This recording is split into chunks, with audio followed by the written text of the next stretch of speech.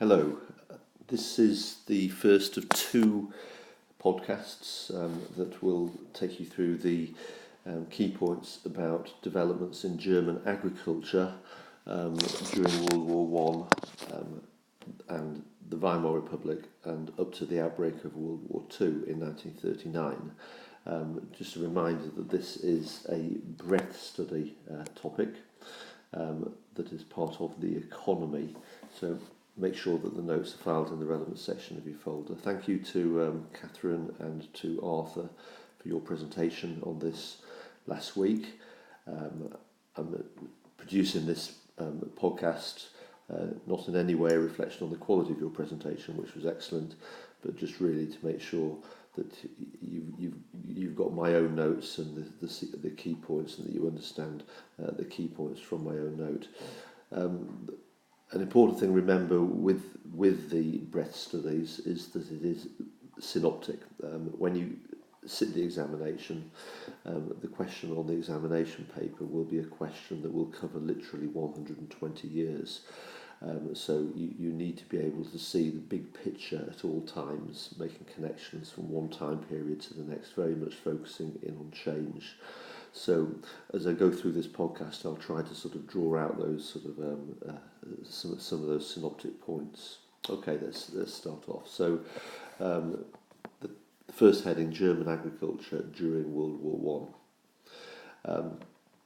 The first synoptic point, remember, is before World War One. Remember, German agriculture did not keep up with industry. Key feature before World War One in the Kaiserreich, remember, was that there was a rapid expansion of German industry. That's not to say that there wasn't agricultural expansion as well, but relatively, German agriculture did not keep up with industry. And one of the key features, remember, was the flight from the Landflucht, okay, which was a key feature, and that was a problem that will continue and continued to bedevil Germany after World War One, including during the Nazi eras as well. Okay, the relative backwardness of German agriculture. Okay, so there's a reference there. See previous notes. Okay, pre-war decline in the number of German workers involved in farming.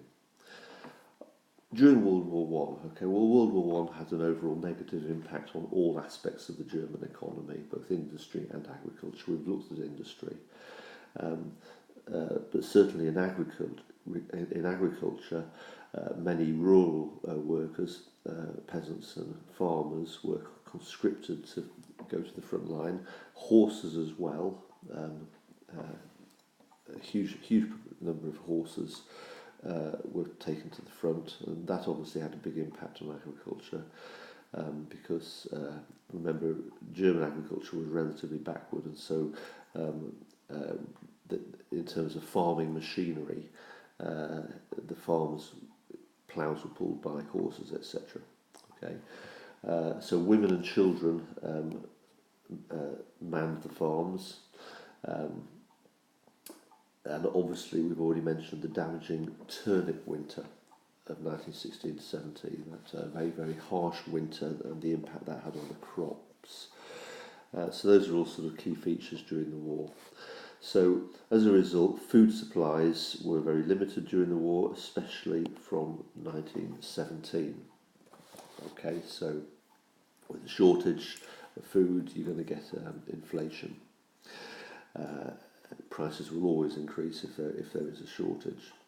Now, what then happened after World War One? Well, the short-term impact of World War One, there was one positive impact. Okay, the 1923 hyperinflation is really the only kind of positive aspect we can talk about agriculture during this period. But the hyperinflation did cause currency to lose its value, and that basically enabled, remember, it wiped out savings, but it also wiped out debts. And many farmers had been owed money. They basically owed mortgages for their land. They were an indebted sector of the economy, and many farmers actually benefited from the hyperinflation because they were able to pay off their debts very quickly. That really is the only positive. Okay, the general picture of agriculture after World War One is a very, very negative picture. Okay, so the pre-war relative backwardness continued into the 1920s. So let's just pick up some of the key points there. Approximately 30% of the working population were involved in agriculture or forestry-based work by the mid-1920s. So we're talking about a pretty substantial proportion of the German population. Now, what were these farms like? Okay, on the whole, most people who worked in agriculture worked on small peasant-owned farms. Okay, there were two types of farms in Germany. The majority of them were relatively small and backward. Okay, for the reasons we've already said, that technology tended to go to the cities. However, in the east, sort of the region bordering the new country of Poland, in other words, East Prussia, the farms were very, very large. Okay, so the Prussian Junkers owned massive estates, so two different types of farms.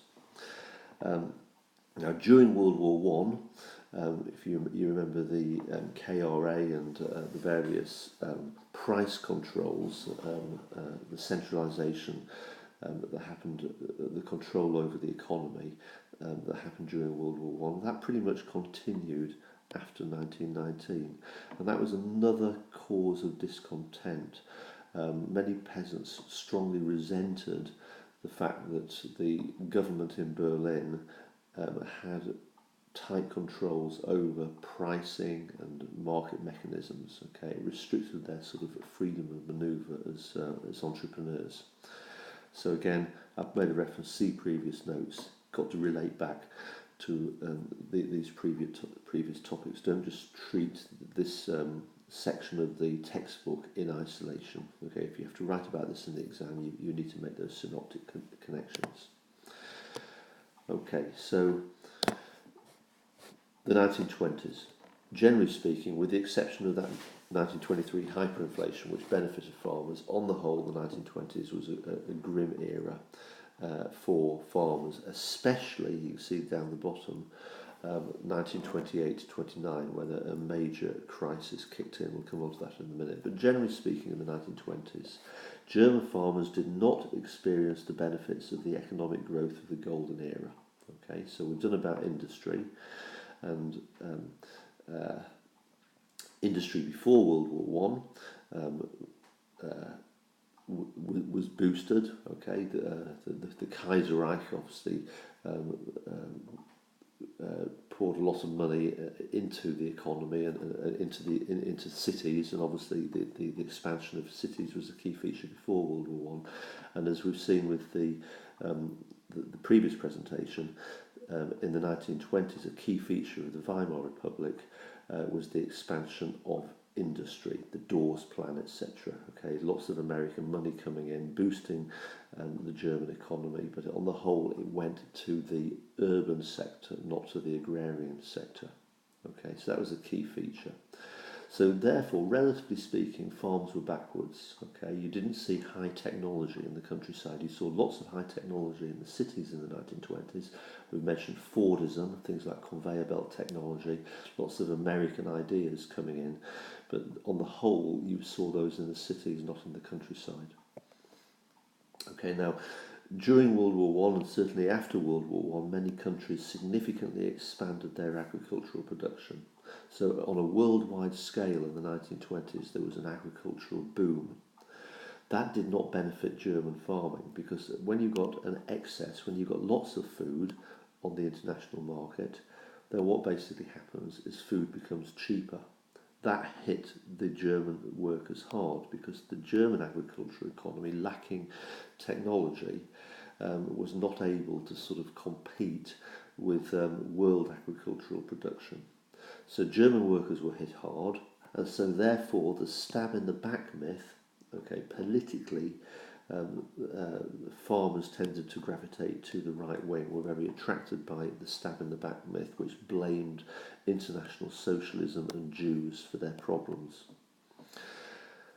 There's the point we've already said about the hyperinflation being a sort of temporary blip, but the point is that what then happened in the golden era, 1924 to 28, farmers who benefited from the hyperinflation acted unwisely, suddenly finding themselves better off. What they actually did is they got into debt again, they borrowed again to buy more land, and that exposed them when the 1928 to 29 agricultural crisis hit Germany, okay, which we'll come on to in the second podcast. By 1931, wheat prices, because of the international glut, the international excess, had fallen to a third of the pre-war prices. Okay, so the 1920s recession, it was an international problem when prices fall internationally, but German farming was especially badly hit. Okay, so the point I said earlier, lack of investment in technologies and new techniques in the countryside was a key feature of the German economy in the 1920s. Not a problem in the cities, that's where all the investment and the new techniques went into industry, but it was a big problem for farming. So that compounded by the earlier problem, the flight from the land, which was still ongoing. Okay, so the land flute continued to be a problem in the 1920s. And the problem was also compounded by high taxes in the 1920s. Why were there high taxes?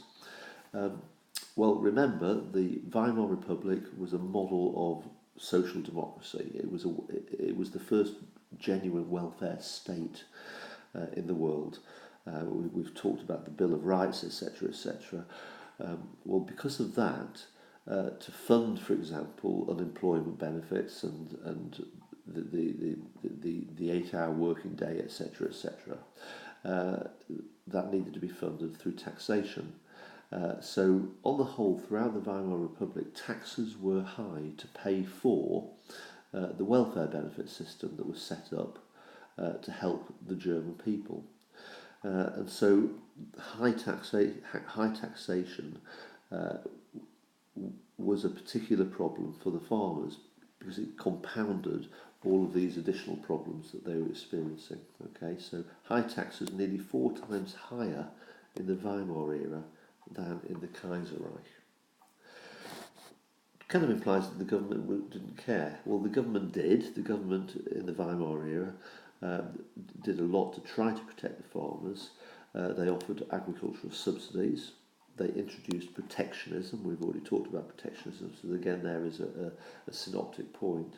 But rural indebtedness, the fact that farmers were in debt, and many of the small farms, because they could not invest in new technologies, many of the small farms simply closed down. So bankruptcies increased by 20 to 30% in the late 1920s. I'll stop this podcast at this point. There's always a risk with YouTube if it goes beyond 15 minutes, it might not actually accept it.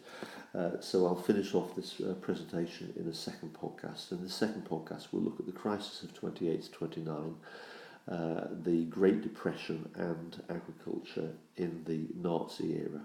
Thank you.